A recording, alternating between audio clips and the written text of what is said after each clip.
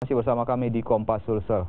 Kita ke informasi selanjutnya, saudara. Sebuah rumah di Kelurahan Tenlo, Kota Gorontalo habis terbakar Senin malam kemarin. Kebakaran diduga akibat arus pendek listrik. Inilah detik-detik saat kebakaran terjadi yang berhasil direkam warga. Sejumlah warga berusaha memadamkan api dengan alat seadanya. Namun rumah yang berdinding bambu ini membuat api dengan cepat membesar hingga membakar habis seluruh rumah dan isinya. Bahkan api merembet ke tempat pembuatan perabot. 3 unit pemadam kebakaran yang tiba di lokasi akhirnya dapat memadamkan api 1 jam kemudian.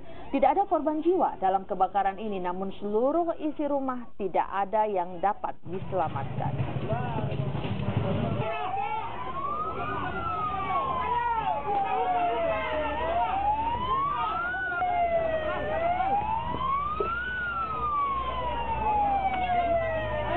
Panas sekali.